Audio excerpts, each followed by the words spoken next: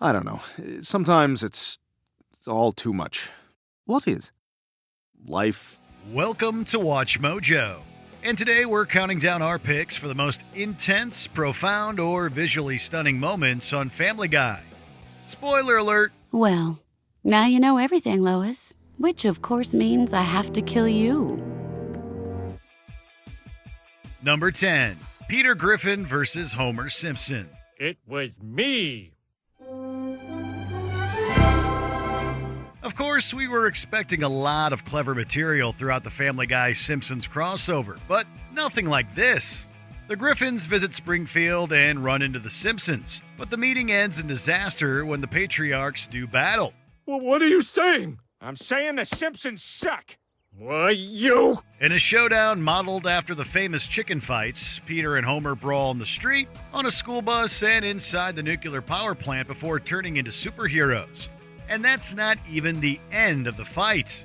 The very idea of Peter and Homer finally sharing the screen left us amazed, but this sequence left us speechless. Not only is it beautifully animated, but it honors the history and lore of both shows. Worst chicken fight ever. Number 9. Christmas Season. I am so excited to see Santa Claus. You know what I think is really wonderful? Of all the malls in this great country of ours, he chooses to come here, year after year. Only Family Guy could warp bright Christmas cheer into gloomy misery. Despite its rather jolly holiday theme, Road to the North Pole is undeniably one of the show's darkest episodes. Brian and Stewie discover that the North Pole is an industrial wasteland filled with mutated elves, carnivorous reindeer, and a sick Santa Claus. I'm Stewie Griffin, and I'm going to kill you. Oh, thank God. Vowing that he is not fit to deliver the presents, the duo do it themselves, but end up committing a violent home invasion. Yes, the episode has a happy ending, but both we and the characters have to endure a lot before we get there. This was one house. We've been here for an hour and a half. An hour and a... First of all, we're not even Santa anymore. This has been a home invasion. But an hour and a half, Brian. Number 8. Brian sacrifices himself for Peter. Hey, what's up, party people? What the hell are these things? Curtains or something? Boring. Holy smoke, it's crowded in here. Hey! Yeah, that's terrific. That opens up the whole room. Season 9 offers a devastating 1-2 punch in Road to the North Pole and its immediate follow-up, New Kidney in Town. Peter becomes addicted to energy drinks and attempts to make his own using kerosene, believing that literal fuel is what gives its drinkers energy. Well, it doesn't, and Peter immediately collapses from kidney failure. Peter, that drink will kill you. Brian, whatever kills me makes me stronger. See, Brian? I feel great. Wanting to save his best buddy, Brian decides to sacrifice himself and donate both of his kidneys. It's an incredibly touching sentiment, and one we never thought we'd see on Family Guy. Things get even more emotional when Stewie kidnaps Brian, not wanting to lose his trusty canine companion.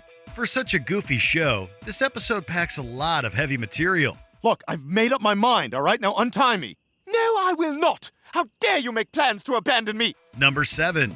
Creative time travel. Oh my God, what's with Meg's voice? She sounds like someone who's about to give up a huge opportunity. Family Guy has always been very creative when it comes to time travel, and it has never shied away from poking fun at itself.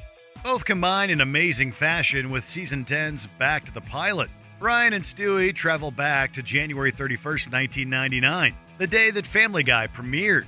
While there, they remark on the shoddy animation, the awkward use of cutaway jokes, and Meg having a different voice actress. Ew, I remember this. Peter's eye did that weird creepy thing where it went over his nose. Come on, you're worrying about nothing. Oh, remember when you got drunk off the communion wine at church? But the fun doesn't stop there, as Brian and Stewie continuously interfere with the episode's events, like stopping the Kool-Aid Man from bursting through the courtroom wall. Back to the Pilot is smart, inventive, and hilarious. You're the Kool-Aid guy. Yeah. What are you doing? Just waiting. For what? I'm just waiting, dude. Relax. Number 6. The Multiverse. And that's where you got the pig in a parallel universe. Prepare yourself, Brian, and I'll show you. Forget time travel. Let's talk the multiverse. Road to the Multiverse opened the 8th season in breathtaking fashion, with Brian and Stewie traveling through a number of parallel universes. The result is not just comedy gold, but a smorgasbord of visual delights. They travel to a number of unique locales, each one more imaginative and impressive than the last. This can't be it. This doesn't look familiar. You're right, Brian. Apparently, this is a universe where everyone has to take a poop right just now. Some are done for laughs, others purely for style, like the Disney universe that could easily pass for a long-forgotten film Pride from the vault. And it's not just devoted to Family Guy viewers who loved it. The episode won the Emmy for individual achievement in animation, the ultimate seal of approval. Where are we? I don't know. The device can't make heads or tails of it. It's just some sort of weird, low-resolution, blocky universe. Number 5, the Adam West Tribute. We still can't believe he's gone. He was such a great mayor and a great uncle to the kids. Wait, Uncle Adam is dead? Eesh, how many people has this show killed? Family Guy doesn't often get sentimental, but when it does so surprisingly well.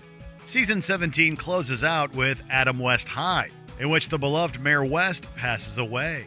The episode aired nearly 2 years after the real Adam West died and served as a tribute to the late actor. As the title implies, James Wood High School is renamed Adam West High, and the episode ends with a montage of live-action footage honoring the beloved performer. It's a fitting tribute to a man who gave so much to the show, and a great way to say goodbye to a legendary character. And while you do that, I'll make a special video dedication reminding people of how great Mayor West was. Number 4, Stewie and Lois do battle. What are you doing? I'll teach that hussy to go on a boat ride without me. There was a time when Stewie repeatedly tried to end Lois.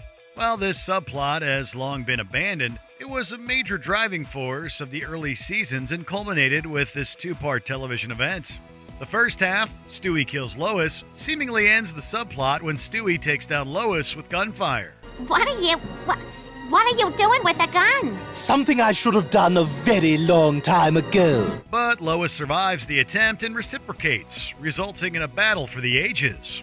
Of course, we didn't actually think that Lois was dead, and besides, the ending reveals that this was all a computer simulation concocted by Stewie.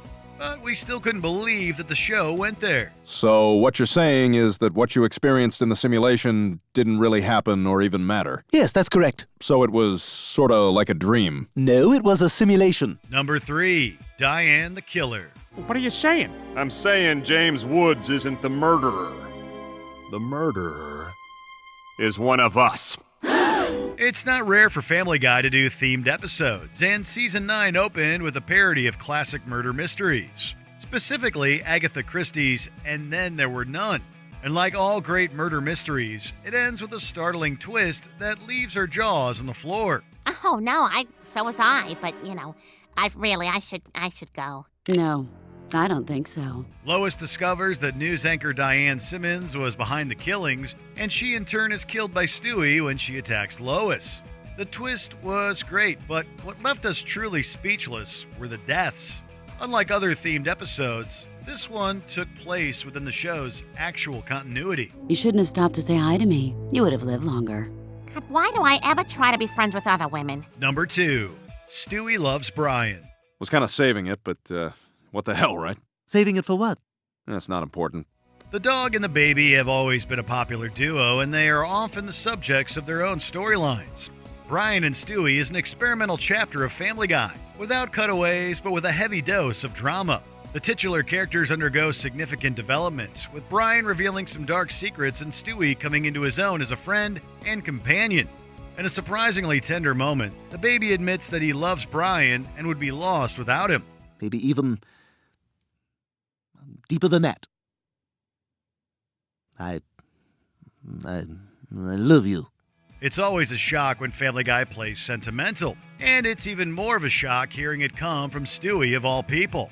The episode's dramatic tone was widely praised, and it's due to unforgettable moments like this. To begin my life with the beginning of my life, I record that I was born on a Friday at 12 o'clock at night. Before we continue, be sure to subscribe to our channel and ring the bell to get notified about our latest videos. You have the option to be notified for occasional videos or all of them. If you're on your phone, make sure you go into your settings and switch on notifications. Number 1, Brian's death. God, look at this day, huh?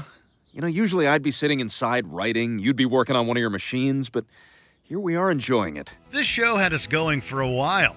Season 12's Life of Brian is perhaps its most infamous half hour, featuring the startling death of Brian Griffin.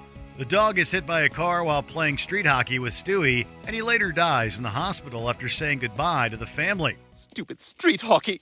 I wish we never went to that dump. Oh, this is all my fault. Not only is the moment played completely straight, but it's a realistic scenario that many people have been forced to endure.